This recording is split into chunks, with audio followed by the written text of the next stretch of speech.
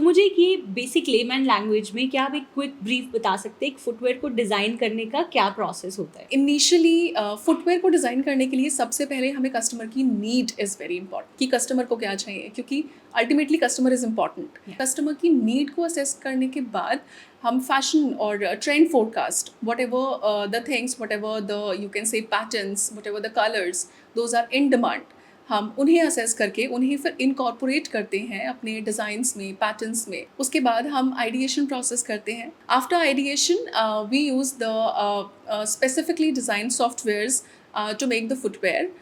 So the most common software we use is the Shoemaster. Okay. So after using the softwares of the particular footwear, then we make the prototype of that specific footwear, and then the final construction of that footwear. तो मैं ये जानना चाहती हूँ कि पूरा process जब होता है इसकी आइडिएशन का, कॉन्सेप्ट जनरेशन का, तो एक डिज़ाइनर के माइंड में क्या क्या फैक्टर्स रहते हैं when they are designing this? किसी भी फुटवेयर को डिज़ाइन करने के लिए there are an number of the factors. The very first factor according to me, that is the comfort of a person, because footwear is a thing like a person is not wearing for a like सिर्फ ऐसा नहीं है कि सिर्फ 1 घंटे के लिए पहनना है, क्योंकि if a person is the office were also, सुबह से शाम तक उसे फुटवेयर्स पहनने हैं, तो कंफर्ट सबसे इंपॉर्टेंट है.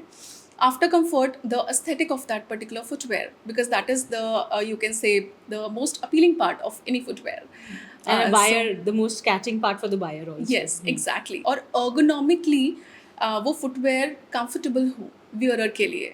ergonomics ध्यान में रखना बहुत ज़रूरी होता है. प्लस उसके मटेरियल, हम जो मटेरियल उसमें यूज़ कर रहे हैं, हम लेदर कैसा यूज़ कर रहे हैं, हम कपड़ा कैसा यूज़ कर रहे हैं, आप जो भी मटेरियल उस फुटवेयर के लिए यूज़ करोगे वो बहुत कंफर्टेबल होना चाहिए कि वियरर को कहीं पे भी डिस्कम्फर्ट ना हो. So there are an number of the factors जिसे हम कंसिडर करते हैं फुटवेयर को बनाने के लिए. एंड इसमें टेक्नोलॉजी भी यूज़ होती है वाइल जब सोल्स डिज़ाइन होते हैं या कुछ ऐसा होता है तो उसमें टेक्नोलॉजी भी यूज़ होती है? येस, टेक्नोलॉजी बहुत इंपॉर्टेंट फैक्टर है. जब भी हम किसी भी शू को डिज़ाइन करते हैं, उसे सक्सेसफुल बनाने के लिए टेक्नोलॉजी बहुत इंपॉर्टेंट है. सो एक बार ही पूरे स्टेप्स से गुजर के एक शू मार्केट में आ जाता है, राइट? तो एक शू का पेयर 2-3 हज़ार में भी बिकता है, कोई 10,000 में भी बिकता है, and some are also sold in lakhs.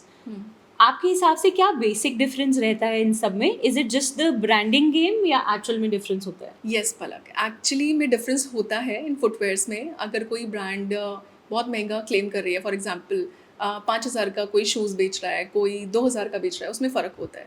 फ़र्क ये होता है सबसे पहला कंफर्ट, सेकंड मटेरियल वो जो यूज़ करते हैं, बिकॉज मटेरियल अल्टीमेटली कंफर्ट को कंट्रीब्यूट करता है कि आप कितना अच्छा उसमें मटेरियल यूज़ कर रहे हैं, वो बहुत इंपॉर्टेंट है. Technology, second customization. अगर कोई भी फुटवेयर कस्टमाइज्ड होगा तो वो उस वियरर के लिए कंफर्टेबल होगा. डेफिनेटली ब्रांडिंग बहुत मेजर रोल प्ले करता है, क्योंकि इतना उन्होंने इन्वेस्टमेंट किया है, स्टोर्स खोले हैं, इंटीरियर्स डिज़ाइन किए हैं, तो सिंपल सी बात है कि वो सब चीज़ें कॉस्ट अल्टीमेटली कंज्यूमर को बेयर करनी ही पड़ेगी. एंड आई थिंक एक बहुत अच्छी बात है कि they provide a lot of service also. जैसे सम ऑफ माई फुटवेयर जो मैंने कुछ अच्छे ब्रांड से लिए, उन्होंने रिप्लेस करके भी दिए हैं मुझे अगर उसमें कोई भी इशू आता है. तो एक सर्विस भी जो वो प्रोवाइड करते हैं वो भी अल्टीमेटली आई थिंक कॉस्ट में ही ऐड होती है. यस, जितनी अच्छी, हाँ जी, जो भी सर्विसेज वो लोग ऑफर करते हैं, ये सर्विसेज का भी कॉस्ट ऐड ऑन होता है.